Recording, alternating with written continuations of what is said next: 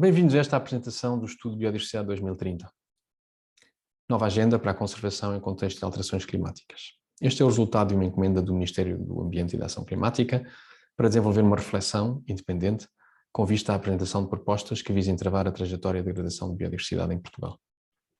O estudo foi coordenado por mim próprio e também envolveu vários investigadores colaboradores, nomeadamente como coordenadores setoriais a Sara Antunes e Isabel Sousa Pinto, no âmbito das águas interiores e costeiras, o Emanuel Gonçalves, no âmbito dos oceanos, a Rosário Oliveira, no âmbito do território, a Sofia Santos, no âmbito do financiamento para a biodiversidade. À laia de contexto, convém referir que a biodiversidade tem estado em acentuado declínio desde os anos 70, princípios dos anos 70, e que a Conferência das Partes, no âmbito da Convenção para a Diversidade Biológica, estabelecida em 1992, estabeleceu metas de biodiversidade, primeiro em 2010, depois em 2020, e essas metas falharam claramente, falharam rotundamente, já que não conseguiram travar a trajetória de perda. Hoje em dia existe a consciência de que se quisermos fazer alguma coisa, se quisermos obter resultados diferentes, temos que fazer alguma coisa diferente. Este boneco, esta figura, o que demonstra, enfim, o que pretende ilustrar é que no cenário de business as usual, se continuarmos a fazer as coisas tal e qual estamos a fazer, é este cenário, enfim, de perda inexorável até ao final do século. Se apenas melhorarmos a nossa política de conservação de biodiversidade, com mais áreas protegidas, mais eficácia na conservação de espécies ameaçadas, continuaremos a perder biodiversidade até uma estabilização, digamos, num patamar mais pobre. Se quisermos evitar esta trajetória e ter alguma recuperação, vamos ter que, além de melhorar a eficácia das nossas ações de conservação, vamos ter que trazer a conservação para um consumo de bens e serviços e para a produção de bens e serviços, portanto, no domínio da sustentabilidade.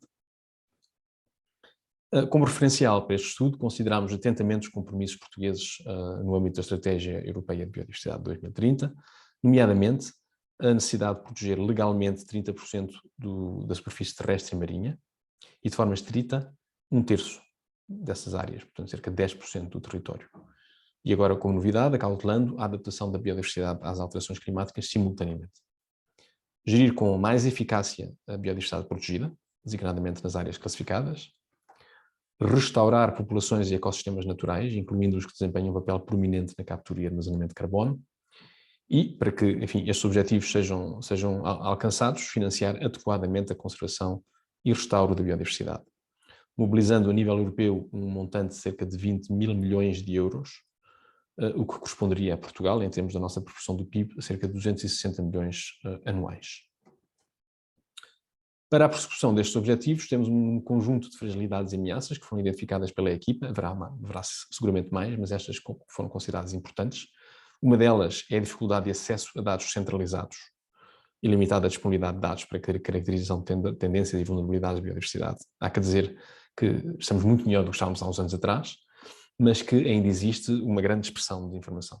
Nós, por exemplo, para este trabalho tivemos que obter dados na APA, obter dados no ICNF, na DGRM, formatos diferentes, níveis de qualidade diferentes, estándares diferentes. Portanto, é muito importante centralizar, como em outros países isso já foi feito. Por exemplo, em Inglaterra, o Biological Record Center existe já há muitos anos e é, de certo modo, pioneiro nesse tipo de trabalhos. Também uma ausência de consideração das ameaças decorrentes das alterações climáticas e da perda de biodiversidade na planificação da política de conservação. Não deixa de ser paradoxal, não é? Que temos em várias políticas setoriais as alterações climáticas já informam essas políticas, a energia é uma delas, mas nós em conservação ainda não fizemos. Prevalência de uma gestão passiva da biodiversidade, em Portugal isso tem particular importância, nós temos uma tradição regulatória muito forte e uma regulação de gestão ativa mais fraca e que limita a capacidade de manutenção e restauro de populações e ecossistemas. Uma fraca articulação intersetorial e interministerial, tanto em terra como no mar, que resulta, obviamente, no ineficaz quando não prevê-se a utilização de fundos públicos, não é? Quando se gasta para conservar e se gasta para destruir ao mesmo tempo. Não é, de facto, uma forma muito eficaz e um dos exemplos paradigmáticos desta dificuldade de convergência de políticas é, por exemplo, a política de ambiente e a política agrícola.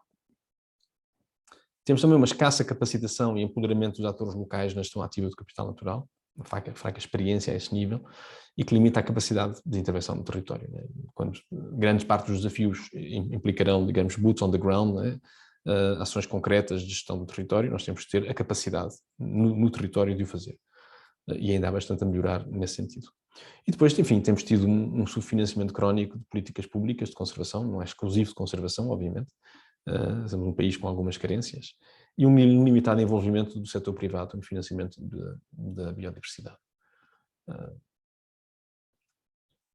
Para abordar estas questões, estas fragilidades e os objetivos que falámos no início da Estratégia Europeia de Biodiversidade 2030, nós propomos 9 reformas e 7 recomendações. Estas recomendações não têm, digamos, a dignidade da reforma, mas não deixam de ser importantes. E vou referir aqui neste slide apenas 4 delas, que me parecem ser relevantes para o futuro. Um deles, para resolver o problema dos dados, é criar um Sistema Nacional de Informação sobre Biodiversidade, integrando bases de dados europeias e internacionais, portanto, nomeadamente o GBIF, portanto, articulando, uniformizando standards e envolvendo vários parceiros, nomeadamente universidades, FCT, etc. A criar uma equipa para monitorização das metas pós-2020 e acordar indicadores de progresso. Nós temos que saber se estamos a fazer bem, se estamos a fazer mal, se temos que corrigir o caminho para que cheguemos a 2030 ou 2032, enfim, o período pós-2020, onde houver uma reavaliação e tenhamos a garantia de que conseguimos cumprir as nossas obrigações. Rever as prioridades das metas da Estratégia Nacional de Conservação da Biodiversidade 2030, que já foi feita há alguns anos, à luz dos compromissos que estão agora a ser assumidos, que vão ser assumidos em breve no âmbito da CBD, portanto da Convenção da Diversidade Biológica, e também da Estratégia Europeia de Biodiversidade 2030, e também dos resultados deste relatório. Também propor um grupo de trabalho, luso-espanhol, no âmbito da Cimeira entre Estados Ibéricos, para a articulação da política de conservação à escala ibérica. Isto é particularmente importante no contexto de alterações climáticas. Nós sabemos que a biodiversidade não tem nacionalidade, não é a biodiversidade portuguesa nem espanhola, mas no contexto de alterações climáticas espera-se que exista muito mais mobilidade e necessidade de mobilidade para a adaptação. E, portanto, é muito importante, nomeadamente nas zonas fronteiriças, ter, digamos, políticas coordenadas. A reforma número 1 é, aliás, neste sentido. Vocês veem este mapa à esquerda, que reflete a magnitude e a direção dos fluxos que nós medimos em espécies, são 296 espécies do continente, onde medimos qual é que é a direção e a magnitude dos fluxos dessas espécies que estão em áreas protegidas e para outros locais, que podem ser áreas protegidas ou não.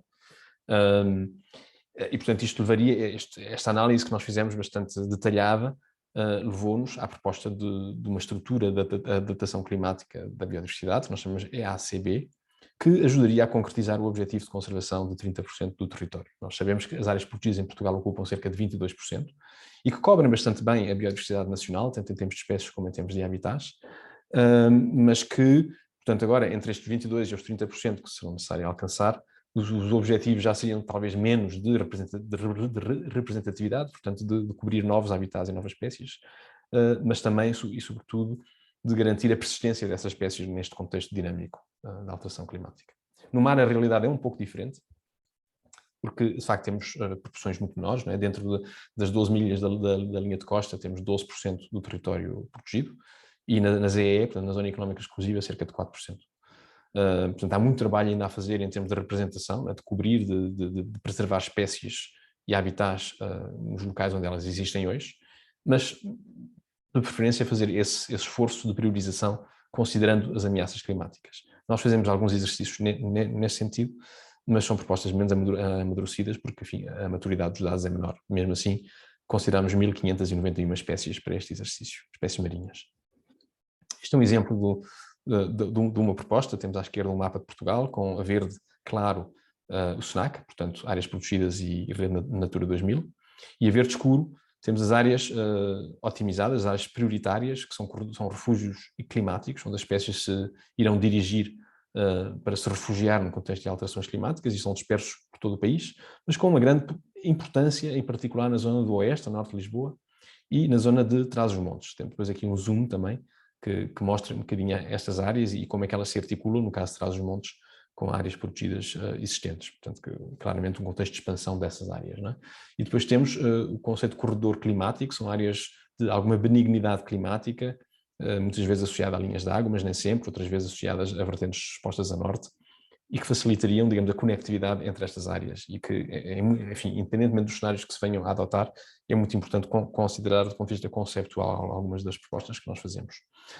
A implementação desta estrutura pode ou não implicar reformas legislativas. No caso de haver uma reforma legislativa, a recomendação é para a simplificação, porque neste momento temos, digamos, um ecossistema de planeamento que, enfim, que tem vindo a ser complexificado, vão-se acrescentando níveis, não é? Layers de regulamentação, e às tantas é um bocadinho difícil saber enfim, quais são os limites, onde começa um e acaba outro. Portanto, eu penso que existem oportunidades para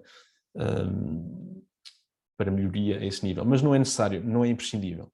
E esta figura o que pretende demonstrar é justamente isso, não é? Portanto, esta estrutura teria duas componentes, que seriam os nodos do sistema de áreas protegidas, portanto, que envolveriam a SNAC, e, por outro lado, os refúgios climáticos, análogos a áreas de conservação, podiam ser consideradas para os 30%, e depois os corredores climáticos, que no fundo são um reforço da regulamentação de algumas servidões administrativas que nós temos. E tudo isto se pode fazer no quadro atual, portanto, usando o regime jurídico da conservação da natureza, que está representado aqui a verde e que está, enfim, sob a alçada do ICNF. Temos o regime jurídico dos instrumentos de gestão territorial e de reconversão da paisagem, que são, digamos, o domínio da intervenção da DGT, da Direção-Geral do Território, e depois temos o domínio da política da água, que está sob a alçada da APA. Né? Portanto, estas três instituições, com os respectivos regimes jurídicos, são os que são necessários para ter uma gestão eficaz do território, em conservação e para a implementação da EACB. Depois temos a reforma número 2, que é o reforço do nível de proteção das áreas classificadas, de modo estrito, com vista à cobertura de 10%.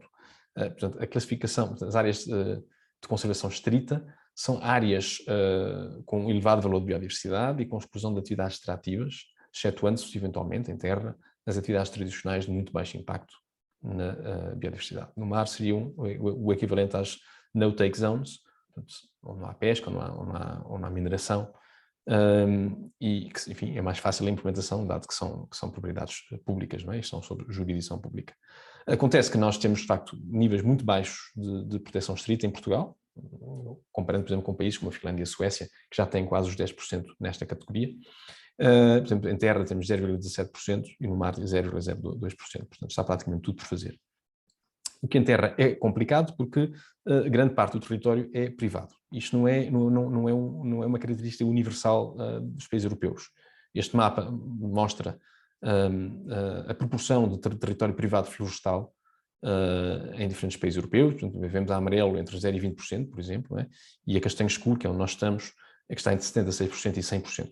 Isto é território florestal, nós não temos informação, enfim, generalizada, nomeadamente para as áreas protegidas, mas, por exemplo, em Espanha, eu tenho conhecimento que grande parte das áreas protegidas, se não todas, as de nível nacional, são públicas, são de caráter público, portanto, a conservação estrita é mais fácil. Temos, em todo o caso, algumas oportunidades. Uma é a reconversão de alguns territórios públicos que têm atualmente uso florestal, nomeadamente na área da experimentação florestal, e que podem ser reconvertidos em áreas com algum restauro ecológico, em áreas de conservação estrita.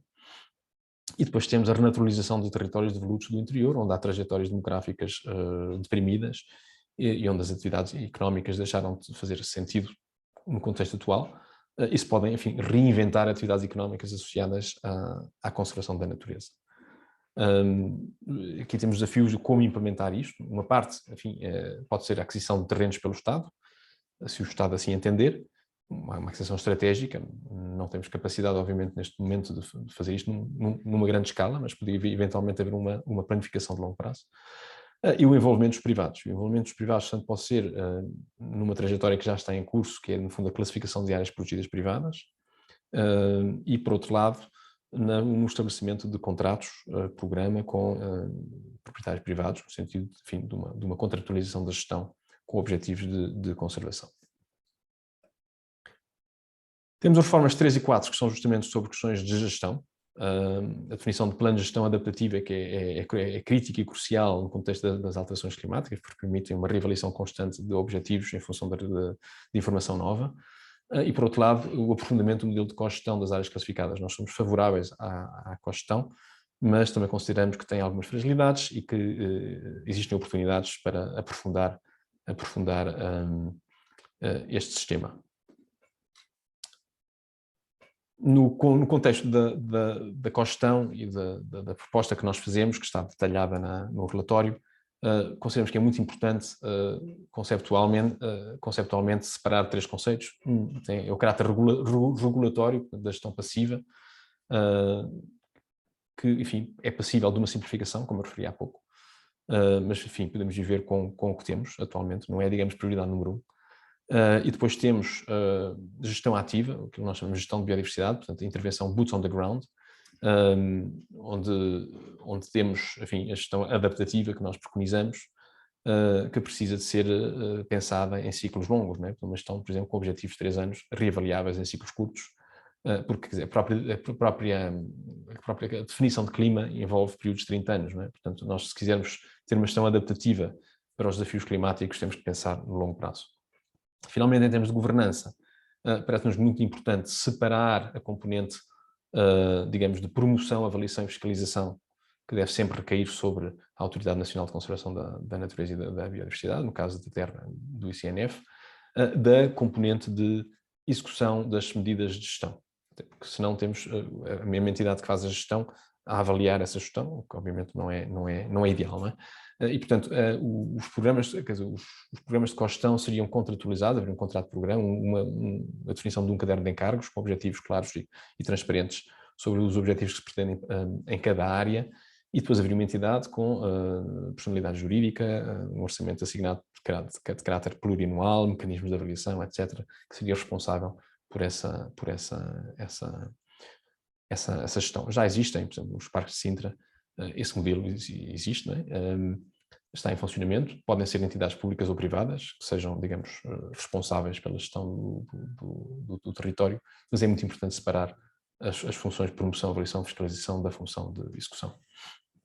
Finalmente, temos formas 5 e 6, que têm a ver com o restauro, e sem prejuízo que sejam redefinidos objetivos de restauro mais abrangentes no âmbito das metas de caráter obrigatório da Estratégia Europeia de Biodiversidade. Consideramos que para Portugal existem duas prioridades muito importantes. Uma é o restauro de ecossistemas de águas interiores. As águas doces, digamos assim, são o ecossistema mais ameaçado do mundo. Temos vindo a perder qualidade ecológica a um nível muito preocupante, não só em Portugal, mas noutros países.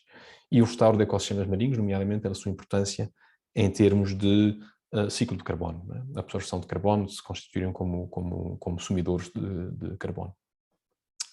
Nesta apresentação eu vou mostrar apenas propostas para as águas doces, que são quantificadas. Nós identificamos 2.416 km de rios, de linhas de água no SNAC, e 408 km em refúgios ecológicos, em refúgios climáticos, que estão em estado de mau, medíocre ou razoável, portanto, que são passíveis claramente de programas de restauro. Nós consideramos que é prioritário, é muito importante nós avançarmos com o restauro destas linhas de água, porque, digamos, as linhas de água são as veias da paisagem, não é? É por onde circula a água, que é essencial para o funcionamento de todos os ecossistemas. Portanto, se nós queremos ter um SNAC, portanto, um Sistema Nacional de Áreas Classificadas com saúde, vamos ter que claramente priorizar o restauro destas linhas de água.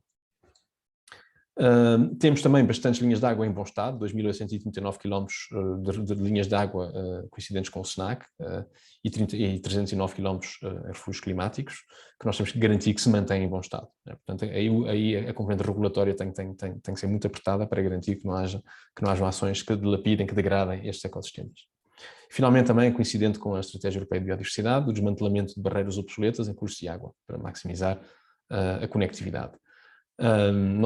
O Conselho Nacional da Água fez já esse trabalho de identificação das áreas das barragens obsoletas que poderiam ser desmanteladas, e 50% dessas barreiras coincidem com o SNAC. Portanto, num contexto de priorização, nós consideramos que a prioridade deve ser dada ao desmantelamento de barreiras obsoletas que coincidem com áreas protegidas, ou Rede Natura 2000. Bom, depois temos 3 reformas de índole económica e financeira que pretendem corrigir falhas de mercado, basicamente por não considerarem a biodiversidade num sistema de escolhas económicas, não é? A primeira reforma também emana diretamente de uma recomendação da Estratégia Europeia de Conservação da Biodiversidade, que é a implementação do princípio do poluidor-pagador nas áreas protegidas.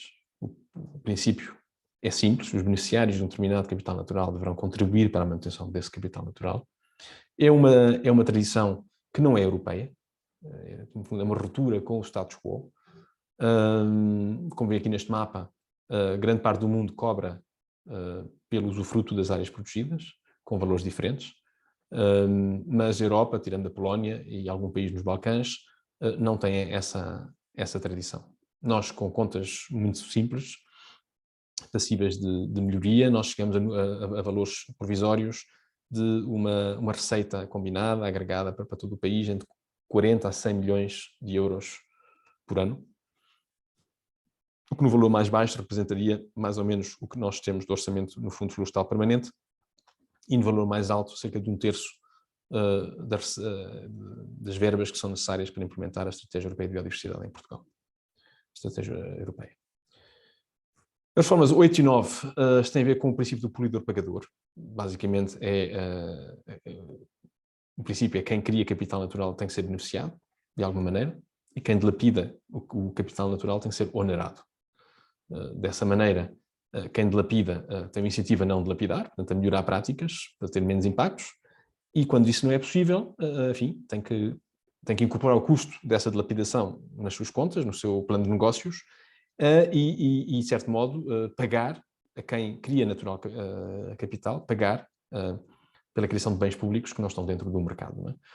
Isso, portanto, pode ser, nós propomos isto, que isso possa ser obtido através de duas medidas complementares. Uma é a criação de mercados de biodiversidade, formalização destes mercados, que já existem em alguns países, e nós podemos também implementar em Portugal. E, por outro lado, a introdução de mais e melhores mecanismos de fiscalidade verde, sempre numa ótica de neutralidade fiscal. O princípio é muito simples. Nós temos, por um lado, temos vendedores de créditos de biodiversidade, né, que criam biodiversidade através das suas ações, tanto produtivas, por exemplo, uma herdade agrícola pode ter algumas medidas de sustentabilidade na sua produção que podem ou não reduzir a produtividade, mas que reduzem o impacto desta atividade na biodiversidade, como podem ter áreas que são dedicadas à conservação na sua herdade também. Não é? E, por outro lado, temos as entidades que compram esses créditos, que podem ser tanto empresas privadas que têm necessidade de fazer offsetting dos seus impactos, como fundos de investimento que queiram, enfim, comprar créditos para os vender depois, ou que queiram comprar ou investir em empresas que criem créditos. Não é? Portanto, capitalizando esta atividade económica. Depois temos uma terceira entidade, que são a entidade gestora dos mercados de créditos de biodiversidade, que é uma entidade pública, o Biobank, né? um banco biológico, que no fundo faz a gestão do mercado e que beneficia de uma espécie de overhead, e que esse overhead poderá depois ser reconduzido, reutilizado em conservação, em ações públicas de conservação da natureza e da biodiversidade. Portanto, isto sucintamente são estas as medidas que nós propomos, obviamente com muito mais detalhe no nosso relatório, e eu convido-os a todos a fazer o download do relatório e ler com atenção. Muito obrigado.